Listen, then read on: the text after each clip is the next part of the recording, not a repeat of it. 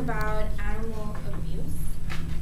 And most of us have had pets, or at least owned one as a child, or even now. So we know how it feels to have that, little companion you come home to, and you're all happy. Dogs, cats, hamsters, birds, whatever you call a pet. Well, to some people, they're just animals. They're nothing more. They're just a pest, something that they just have around just to protect them or just to have around. And they have feelings too, just like us. And they feel neglect. They feel that mistreatedness that you do to them. And they just know when you don't like them. Our pets are like our friends and family. They're there to comfort us and to put smiles on our faces when we had a bad day and others couldn't. And it still puzzles me to find cats and dogs outside on the streets or see them as roadkill, because then you think, why were they there? Why are they smashed? What happened? Probably neglect, because their owner doesn't know where they are and they don't care, or it could be any kind of reason. I too have owned pets. I actually rescued one, my cat. He was 5 days old, and I had the option to euthanize him or take him in as my own. So I was like, I've never had a kitty before, and his eyes were closed, so I had track meets, and I would always have him around. He opened his eyes. I had babysitters too for each event, so they all, I'll take care of him, bottle feed. I did everything. And I think he's in that teenage stage because he hates me. He just doesn't like me, and I have scratches. I think I'm the one that's being abused. He's so small too. It's great. I had a dog since I was 6. He was almost 15, and his kidneys failed. So my parents had the option to either put him down or just keep him there, suffering, and that was kind of cruel. So we had him put down. But I love my pets. I always have. So seeing that most people enjoy watching dogs or cockfighting, I was gonna say cock.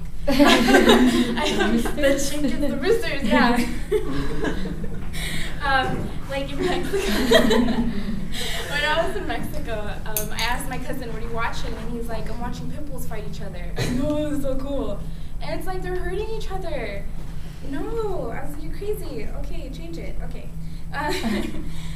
Animals shouldn't be treated like trash like some do. They're kicked around and pushed around. They're very innocent, and sometimes they're not. But they're animals. Why mistreat them? So I'll tell you some possible solutions to this horrible problem that people aren't aware of. And they don't have voices, but we do. So we can do something about it and take a stand for them. So now, how much do we know about animal cruelty besides animal testing and all that? Did you know in circuses, they're so cool how the animals are, they're so obedient and they do spectacular performance. But do you know how they get to that point? Well, yeah, to the point where the audience is like, ooh, this is so cool, right? According to DoSomething.org, an online source, elephants that perform in circuses are often kept in chains for 23 hours a day since they're babies. Wild and exotic animals are trained through the use of intimidation and physical abuse, and sometimes they're pulled with sharp objects, and they're beaten up, and usually ex-employers would report that, and so they could learn their routines. And also, this kind of freaked me out, because now it makes sense, actually. According to Jack Leonard from the LA Times, a news article dated back in 2009, he said that animals are usually mistreated by abusive people who don't know how to release their anger, so they release it on their pets. And according to the article, a man by the name Stephen Butcher beat his baby pit bull, Nelia, because his girlfriend wouldn't return his calls. So the guy thought, okay, she's not returning my calls, she's ignoring me every day. I'm gonna beat what she loves the most, the puppy. He He broke her jaw, he fractured her eye sockets till they bled, and he broke parts of her ribs. And he left a message on her cell phone saying, "If you don't answer my calls, I'm gonna keep beating her." So he recorded the whole abuse, and he left it there. Every day she wouldn't answer. So when she finally figured it out, she told the cops, and he was charged and convicted of animal abuse and cruelty. That was back in 2009. So does it mean just because you're angry, you have the right to let it out on your pet? Let's see the negative effects on this serious situation. According to the Animal Abuse Registry, in some cases when children are abused, there's a slight possibility that they'll let it out on their pet too. Because they're angry, they don't know who else to go for, so they go for the one thing that wouldn't hurt them back.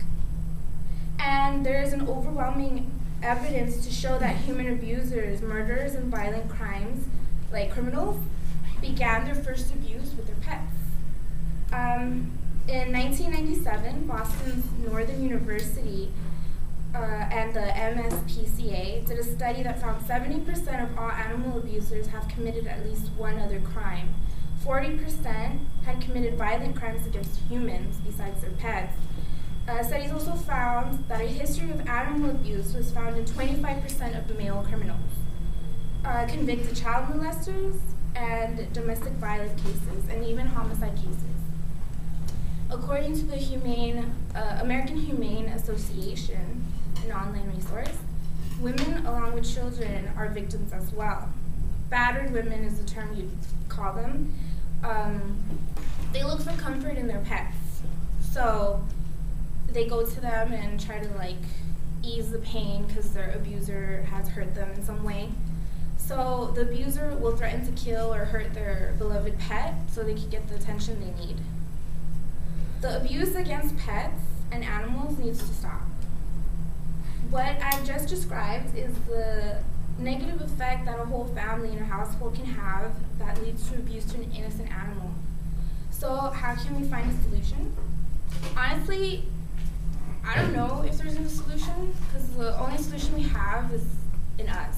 We can take a stand, try to pass laws, do petitions, try to protect these innocent animals, because they're alive too, We have to look behind that animal figure, because they're like people still. They have feelings and they love us. All they want is attention. And the other solution we can do is tell others to try to protect them, try to find loving homes for them, and just do that. Or, I don't know, if you love your animals, love your animals. If you love animals, then just try to protect them. Now that we might have possible solutions over animal cruelty or abuse, we should all take a stand and be more involved in the situation. We now know how serious the situation over animal cruelty is and the psychological problems that they have between it and how the animals are conflicted in all this. And we know the problems, causes, and solutions that animal cruelty has behind it. The people that are hurt as well as pets, and what we can do to prevent all that. It hurts me to see an animal go through so much pain due to the anger outbursts people have. Our pets are here to make us happy, not mistreat them.